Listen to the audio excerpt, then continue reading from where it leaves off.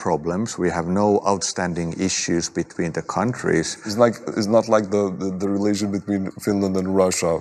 So there's no threat. There's a difference. There's a difference, yeah. But I have to say that when I arrived here as ambassador of Finland in September 22, almost immediately I felt this legacy that we have here in Kosovo.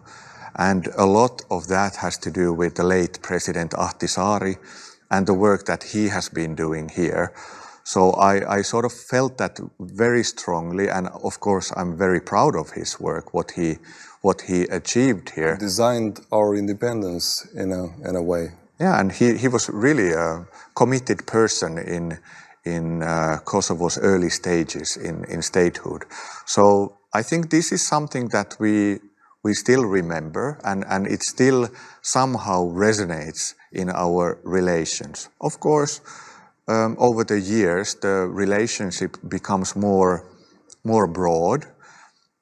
It is not only about giving political support from Finland to Kosovo, but there are new elements.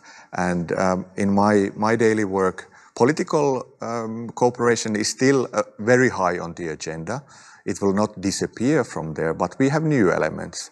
We have economic cooperation, investments. Do we have Finnish companies investing in Kosovo?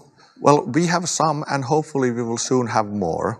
What we have done to activate this work is we try to sort of bring together companies from both countries. And here, diaspora can be really helpful, because that is an asset that can benefit both societies.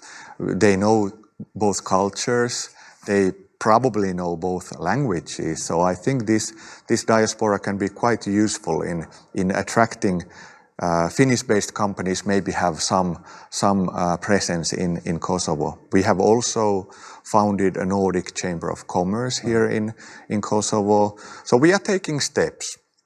It's early stages, as I said. We don't have that strong economic presence as maybe some other countries. Is it because of the security matters? It's probably the reason that we didn't have that history so strongly before, but we are trying to change it. And I always tell the Finnish companies that there's a lot of potential here. Population is young, dynamic. Society has, in my view, you can really sense here this entrepreneurial spirit. There are a lot of startup companies, and there's willingness to proceed in business. So these are some of the things that I try to highlight to Finnish companies, and hopefully it will lead to stronger presence of our business communities in the country.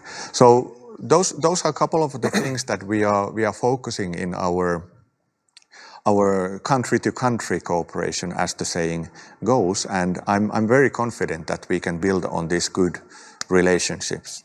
On the education matters, how could be the relations between, or how could you help on this? We need it. You know, the education system is not the best in Kosovo. You have one of the best education system in Finland. How could you help, or is there any initiative on this? Well, quite a lot is happening on education field. As a matter of fact, one other priority of my work here is to work with young people of the country and focus on education. We are quite proud of our system in Finland. We have done quite well in PISA and other surveys. So education is something that we really we have done very bad in PISA. Yeah, well, we have done well, and we are proud of it. And I think this is one of the key factors behind our success. When we started focusing on education, I think this is the key why Finland is where we are at the moment, one of the most advanced countries in the world. Free education for everybody, regardless of your background, boys and girls, everybody.